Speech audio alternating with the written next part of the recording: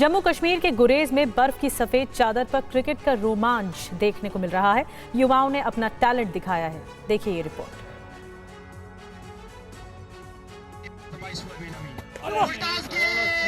बर्फ की मनमोहक तस्वीरें जम्मू कश्मीर के गुरेज घाटी की हैं, जहां हर तरफ बर्फ की सफेद चादर नजर आ रही है और बर्फ के बीच खेला जा रहा है क्रिकेट मुकाबला।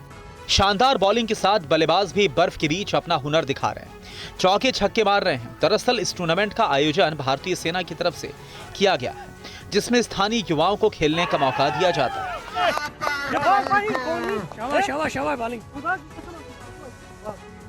कश्मीर की गुरेज घाटी में भारतीय सेना द्वारा आयोजित गुरेज प्रीमियर स्नो क्रिकेट लीग का ये छठा सीजन है। पहली बार गुरेज प्रीमियर स्नो क्रिकेट लीग का आयोजन साल 2021 में किया गया था, जिसके बाद से हर साल इस गुरेज प्रीमियर स्नो क्रिकेट लीग का आयोजन होता रहा है। तस्वीरों में देखा जा सकता है कि शून्य से नीचे तापमान में युवा खिलाड़ी बर्फ पर क्रिकेट का आनंद ले रहे हैं।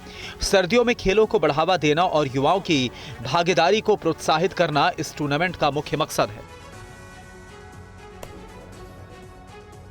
जम्मू कश्मीर के कई इलाकों में फिर से बर्फबारी शुरू हो गई है। श्रीनगर, डोडा, अनंतनाग और शोपियां में कई फीट तक बर्फ की मोटी चादर बिछ गई है। रिपोर्ट देखिए।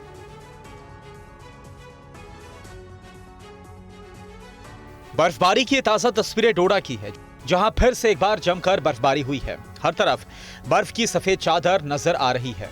दक्षिण कश्मीर के कुलगाम और शोपियां में भी 4 से 5 फीट तक हिमपात दर्ज किया गया। इस मौसमी बदलाव से गुलमर्ग में अंतर्राष्ट्रीय विंटर गेम्स की तैयारियां तेज हो गई हैं और पर्यटकों की संख्या में भारी इजाफा हुआ है। वहीं 1 फरवरी से भारी हिमपात की चेतावनी को जारी किया गया। मौसम विभाग ने एक नए वेस्टर्न डिस्टर्बेंस के प्रभाव से जम्मू कश्मीर लद्दाख इलाके में बारिश और बर्फबारी की भविष्यवाणी की है। इसके चलते 10 जिलों में अलर्ट जारी किया गया है। साथ ही मौसम विभाग की तरफ से कहा गया है कि बर्फबारी वाले इलाकों में अगले 75 घंटों तक केवल बहुत जरूरी काम पर ही घर से निकले।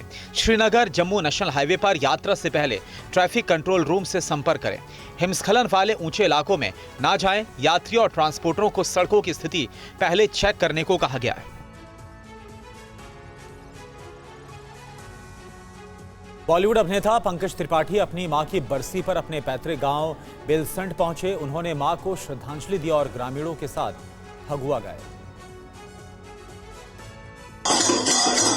तस्वीरें सादगी, भावुकता और गांव से जुड़ाव की कहानी बयां कर रही हैं। बॉलीवुड के दिग्गज अभिनेता और कालीन भैया के नाम से मशहूर पंकज त्रिपाठी एक बार फिर अपनी जड़ों की ओर लौटे हैं। सादगी के प्रति अपनी पहचान बनाए रखने वाले पंकज त्रिपाठी अपनी मां की बरसी के मौके पर गोपालगंज में अपने पैतृक गांव बेलसंड पहुंचे। सितारों वाली चमक धमक से दूर त्रिपाठी यहां पूरी तरह से गांव के रंग में रंगे दिखे। उन्होंने न केवल अपनी मां को श्रद्धांजलि दी, बल्कि गांव वालों के बीच बैठकर पुराने दिनों की यादें ताजा की। गांव पहुंचने के बाद पंकज त्रिपाठी का एक अलग अंदाज देखने को मिला। वसंत पंचमी के बाद फिजाओं में घुली फागुन की मस्ती के बीच उन्होंने ग्रामीणों के साथ मिलकर फगुआ गाया। घर के आयोजन में शामिल हुए और बसंत का मौसम है, अच्छा माहौल है, सरसों के फूल खिले हैं। बहुत सालों बाद इस मौसम में गांव आए और आनंद लिए। होली चैता का गायन भी हुआ। हमारे साथियों ने उसको, राकेश बाबा ने वापिस जीवित किया। हम भी खुद गाए, आनंद लिए उसका। और बद्री केदार मंदिर समिति और रुद्रप्रयाग जिला प्रशासन ने अहम निर्णय लिया है, जिसके तहत केदारनाथ धाम परिसर में मोबाइल और कैमरा ले जाना वर्जित होगा। केदारनाथ धाम की पवित्रता और दर्शन व्यवस्था को बेहतर बनाने के लिए मंदिर परिसर में मोबाइल और कैमरे के प्रयोग पर प्रतिबंध लगाने की तैयारियां शुरू हो गई हैं। बद्री केदार मंदिर समिति और जिला प्रशासन इस बारे में योजना तैयार कर रहे हैं। नियमों का उल्लंघन करने वालों पर भारी जुर्माना लगाए जाने की भी तैयारी हो रही है। देखिए, इससे जो मोबाइल बैन की बातचीत हुई थी, आदरणीय आयुक्त महोदय ने हमारे को डायरेक्शंस दिए हैं कि केदारनाथ जी में स्पेशली और बद्रीनाथ जी में भी वहाँ पे कोशिश की जाए कि मोबाइल कंप्लीटली बैन रहें। हर साल लाखों की संख्या में श्रद्धालु केदारनाथ धाम पहुँचते हैं, लेकिन हाल के दिनों में मंदिर परिसर के भीतर मोबाइल फोन ले जाकर फोटो, वीडियो और रील्स बनाने की घटनाएं लगातार सामने आती रही हैं।